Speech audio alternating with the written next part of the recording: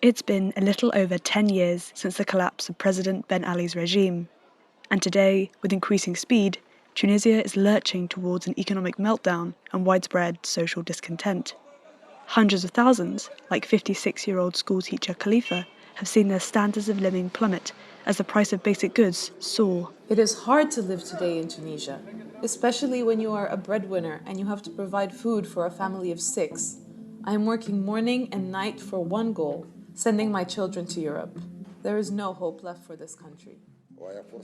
3 years on, President Kais Saied has done little to address the structural problems in the Tunisian economy. Crony capitalism continues, and a long-awaited IMF deal shows no sign of conclusion. Instead, the former constitutional law professor has followed a different tact. He doesn't care about truth. He doesn't care about justice. He doesn't care about any of these things. And so what the real problem here is that he's somebody who's a radical, who's mission-driven, who wants to recreate the state in his own image. And so there will never be a stable vision of the state because he's not a pragmatist. This is Seifeddine Ferjani, son of the predominant Tunisian opposition figure Said Ferjani. The senior Ferjani is currently imprisoned in Tunisia on the orders of the president, say his family. So what will occur is that as he fails to provide good economy, as he fails to provide good incomes, even if there's loans that do come in, and he will waste that because he doesn't really care about those things. As he fails in all of those issues, he will be more and more authoritarian. Ferjani's family say Saied is a selected scapegoat of an autocratic, corrupt regime, and he's not the only one, or the last to fall victim of this despotic tirade. So, how did Tunisia get here? How have attacks on the country's democratic systems impacted the Tunisian people? And who is the president choosing to blame for the country's hapless fate? I'm Rosie McCabe. Welcome to the New Arab Voice.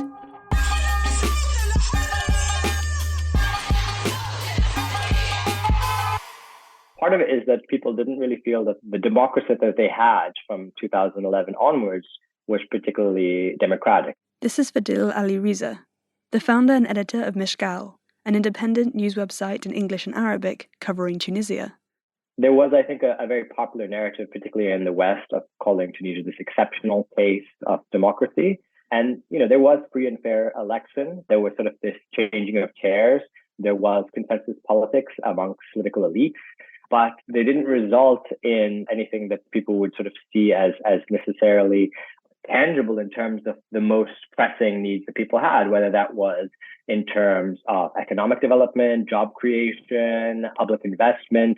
When you look at education, health, even the availability of medicines, these have all gotten significantly worse. According to the World Bank, Tunisia's economic performance decelerated after the 2011 revolution, resulting in a lost decade of growth. GDP declined by 1.7% on average each year from 2011 to 2019. Then, the COVID-19 pandemic struck, further destabilizing the country's economy. I've heard over and over again, the only thing we got was freedom of speech, and that there hasn't been anything else really tangible other than that feel that they've gotten out of it. And in fact, it seems that people have really turned against that system. That's part of the reason I think that there were, people in the streets celebrating on July 25th, 2021, when the president dismissed the prime minister and suspended parliament. Indeed, thousands rallied in the streets to support Saied's power grab. The move was particularly popular with young Tunisians, who campaigned for Saied as the outsider candidate in the 2019 election. President Kais Saied has, I think, in many ways lost the popularity that he enjoyed of that night. He certainly still has a base of support, but there still aren't other politicians who are popular. As much as people have, even Kais Saied supporters, many of them have lost faith in his capacity to make things better because, on many indicators, we see a continuation of some of these things I talked about. Particularly economically, we've seen things maybe even get worse. However, this desire for change among Tunisians has not translated into enthusiasm for another party, movement, or political vision. According to the 2022 Arab Barometer survey, the majority of Tunisians want political reform and support democracy, yet many see the president as their only option right now. still we don't see people rallying behind opposition figures or finding some other sort of group in society that they would like to see opposition to President Kais Saied. Seifeddine Ferjani, who describes himself as a democracy activist who has been involved in all things Tunisia for a very long time, believes that the president's popularity in the country is grossly overstated. He's got complete control over social media, terrestrial media, every media, with people, even networks of social media influencers living outside of Tunisia, influencing things. So with all of that, with all that stuff happening, and only 500 people went to celebrate with Kais Saied's 20th of March, I think that it shows what's happening in Tunisia is not popularity of Kais, it's apathy. It is within this climate of disillusionment that the president has pressed on with his constitutional and judicial reforms, largely unabated. This includes transferring the powers of parliament to himself and dissolving the Supreme Judicial Council. It also includes detaining opposition voices. And then he gets arrested on the Monday. He gets detained on the 27th. He then gets told that he needs to wait. They go into the house, they raid the house, they take everything out of there, they take all his paperwork, etc. Said Ferjani, Seifeddine's father, is a leading figure in Tunisia's Ennahda party, an Islamic democratic opposition party that won the 2011 election following popular uprisings. Before this, he spent 20 years in political exile in the UK after being arrested and tortured under former President Ben Ali. Now, in 2023, he has been detained again for over 25 days. So we know that my father is being held at Al-Misadin in Sousse. We know that when he is being taken to hospital, it is to Farhat Hashad, which is also in Sousse. The Tunisian politician has been questioned repeatedly by authorities, say his family. However, they say, there is no incriminating evidence to justify his imprisonment. So the kind of questions they're asking is that you gave your son Hisham 10 million dinars or 10 million whatever. My father doesn't have any children called Hisham. It's like two people saw you do X, Y, and Z in this mosque. I never go to that mosque. Can you corroborate that? Yeah, I was in Qayrawan on that day. I wasn't in Tunis. Can you corroborate that? Yeah, there was TV crews, there was this, there was that. So it's like lots and lots of questions based on social media conspiracies. It seems like what they're trying to do is like create a charge of some sort in order to explain to the world, this is why we put him. There's a case here. Seifeddine is convinced that his father's arrest and imprisonment are due to his public and vocal opposition to the president. It is a ploy, he says, to discredit him. The detention has been covered by independent media outlets in Tunisia, with some condemning the move and others suggesting Ferjani was allegedly involved in a plot involving the former Prime Minister of Libya. Because that's what they need to do. They need to assassinate his character. And unfortunately, we don't know how to actually stop that from happening right now. We can campaign against it, we can pressure against it, but it seems that there is no real help or anybody else that is able to support us at this time. To protest against his detention, Said Ferjani resorted to going on a hunger strike for 10 days. For him, this was the only way he could protest the sham hearings he and his fellow political prisoners were subjected to. Koutha Ferjani, daughter of Said, spoke at a press conference in London on Wednesday, March 22nd. Conditions in which my father is being held are concerning. He was placed in an overcrowded cell with around 120 inmates, and his health began to deteriorate. He was sent to the hospital a few times, where he once lost consciousness while doctors tried to retrieve his blood without uncoupling him. In my father's own words, the case against him is nothing, an attempt to whitewash and to normalise the coup and take revenge against its opponents, and that it is based only on accusations by individuals who have had their honesty and integrity severely called into question. Desperate, and without access to legal recourse in Tunisia, the family are turning to the British legal system and the UK Foreign Secretary to punish President Saied. Just before we started, I filed an application for sanctions against certain designated persons to be imposed by the Foreign Secretary for the United Kingdom. This is Rodney Dixon. He's a human rights lawyer at Temple Garden Chambers, a UK law firm that filed a sanctions request on behalf of Saied and other victims in Tunisia. It is open to the Foreign Secretary to apply this regime directly to the current Tunisian president and his government. We have submitted today a confidential filing in which we have set out, on behalf of our victim clients, the evidence of serious human rights violations that have been committed by the current president, President Saied, and a number of the key officials around him. These top-ranking officials include 2 former ministers of the Interior, the Minister of National Defence and the Justice Minister. Temple Garden Chambers said there is evidence to show these individuals have launched a concerted campaign to crack down on political opposition since 2021. They said President Saied has used presidential decrees to throttle freedom of speech and harass its critics. We have set out in our application the evidence of these abuses and breaches of international human rights law.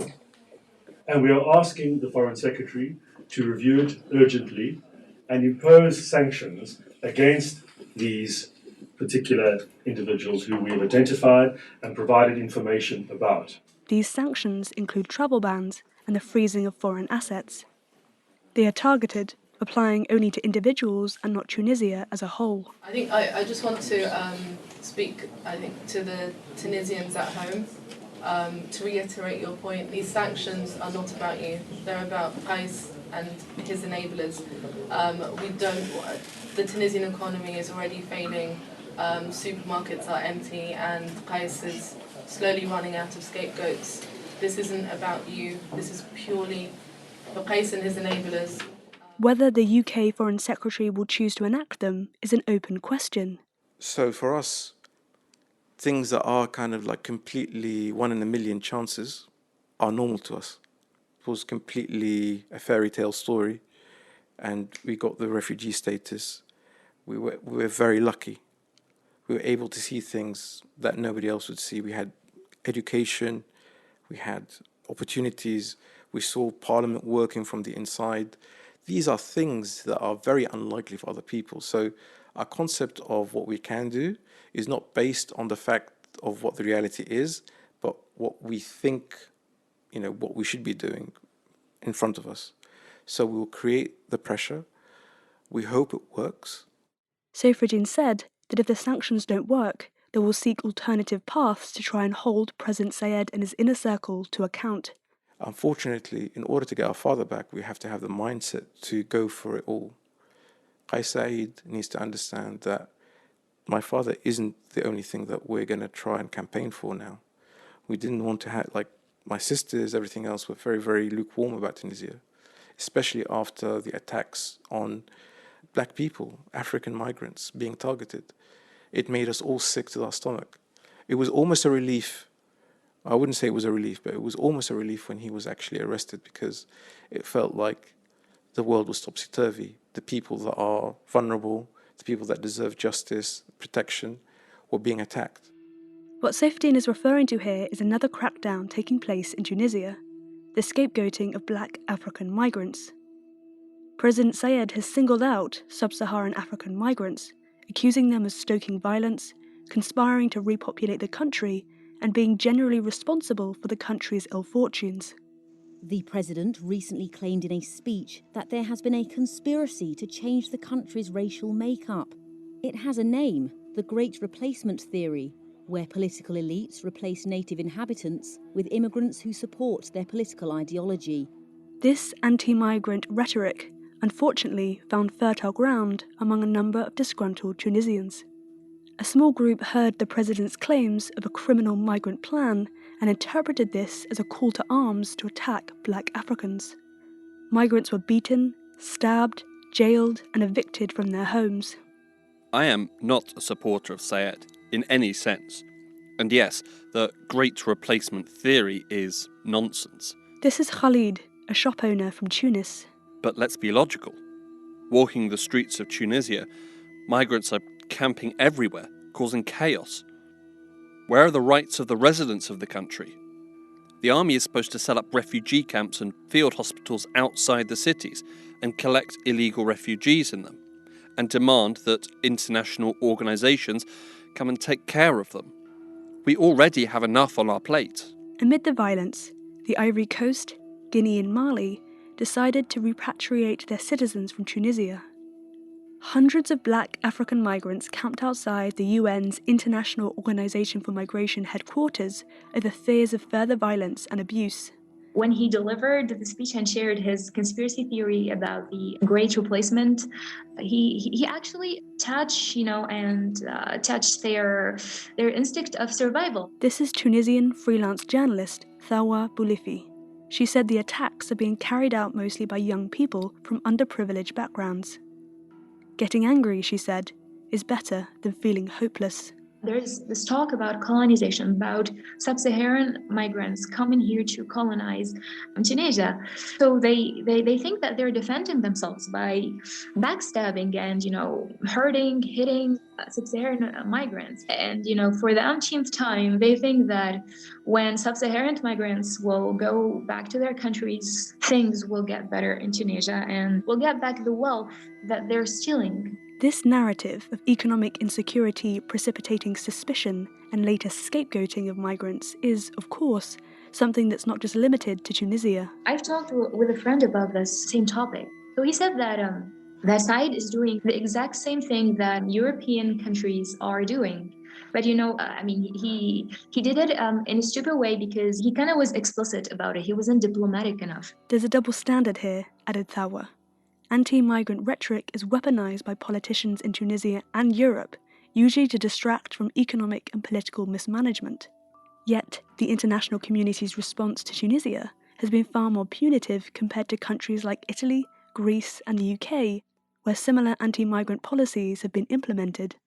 The World Bank, for example, temporarily suspended its partnership framework after the president's remarks. Why won't we condemn countries of global south and countries of global north the same way? Unless the same democratic standards are upheld everywhere, this can lead to resentment and the burgeoning of anti-Western sentiment in Tunisia, said Tharwa. This sentiment is then being used by the president to distract, delay and deflect from necessary systematic change. It's really dangerous because it leaves no hope. Moreover, and paradoxically, while Saied whips up hate against migrants, it is that very same stick that is used to make life much harder for the large Tunisian diaspora. A diaspora that will only get bigger as the North African country declines. Young people are fleeing the country, they're going in illegal immigration boats, and although they know that they're most likely not to make it to Italy or to any other place, but they still choose to go because there's no hope and they don't see that they can take control of their country. A feeling of hopelessness in Tunisia was something that came up in every interview. Arrests, autocracy, and attacks on African migrants can all be viewed as a symptom of democratic decline. At the heart of this story are people with dashed dreams and the belief that little can and will get tangibly better for them. Stay and at best survive, or at worst be scapegoated, leave and face your chances in Europe or elsewhere. Tharwa said this is a choice she is currently contemplating. Personally, I didn't think that my generation would be confronted to the same problem my parents had. I think that the problem my generation is confronted to is even worse than the problem our previous generations dealt with, because before, everyone knew that Bourguiba and Ben Ali were dictators. Everyone agreed on that, but there was this silence. But now Saied is doing some brainwashing to many people. So even if you want to speak out against him, you'll be demonized, and you'll be labeled as someone who's working with the West and who's a threat to the country. So I still haven't made my mind yet regarding this question, and I hope that things will get better in my country because Tunisia deserves much better than what we have. And final words to Seifeddine Ferjani. this is what happens when you have a failing authoritarian regime. And this is classic populism. And unfortunately, the support that Kais is getting is from other authoritarian regimes or people with fascistic tilts. And the reason why I think what we're doing is good and right is that the international community has been a bit too blasé about this. They just thought that he was just another, Arab who wants to rule by himself. He isn't. I wouldn't be surprised about the things that he will do. He's going to kind of do horrific things.